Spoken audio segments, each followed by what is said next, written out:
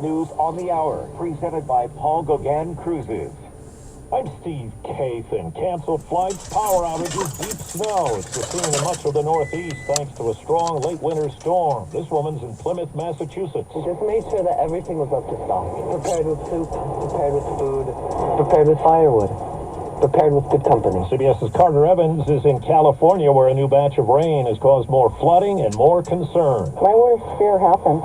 This is as bad as it gets. The region's now poised for several more inches of rain as rivers keep rising well above flood stage. The storms are also dealing a major blow to agriculture. The area called the salad bowl of the world exports more than $3 billion worth of fruits and vegetables each year. Now there's crop damage and possible job losses. In a few hours, President Biden will sign a new executive order that's been issued on gun purchases. The White House says the president will tighten a loophole by ordering that background checks be expanded as far as the law will allow. It's something gun control advocates have been pushing for. To make sure that people who are selling guns for profit are running background checks on those sales. Nick Saplina is with the group Everytown for Gun Safety. In last year's bipartisan reforms, Congress voted to expand the background check requirement to include sellers who profit from gun sales on top of those who make a living from them. Stephen Portnoy, CBS News, Washington. The military says a Russian fighter jet hit a U.S. drone over the Black Sea. The drone had to be brought down. L.A. prosecutors say they will not retry Harvey Weinstein on rape charges that left a jury deadlocked.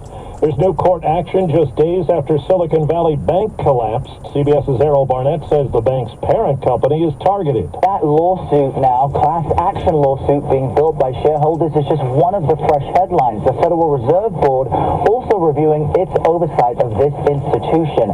And the customers I spoke with all lined up yesterday. Yes, they're relieved. They're now getting some access to their money, but they are deeply frustrated that any of this happened in the first place. Facebook's parent company says it's slashing 10,000 jobs and won't fill thousands of openings.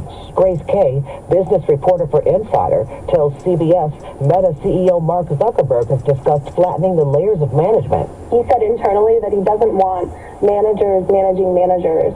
This comes after the company cut 11,000 jobs in November.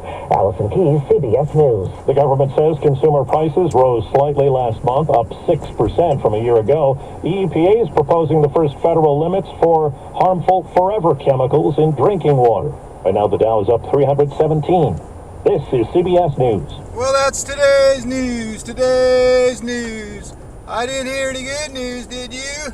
I didn't think so. I guess it's all about perspective. The glass is half full.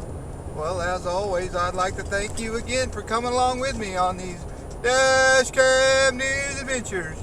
You know the drill. Peace, love, and all that hippie jazz. Bye-bye, everybody.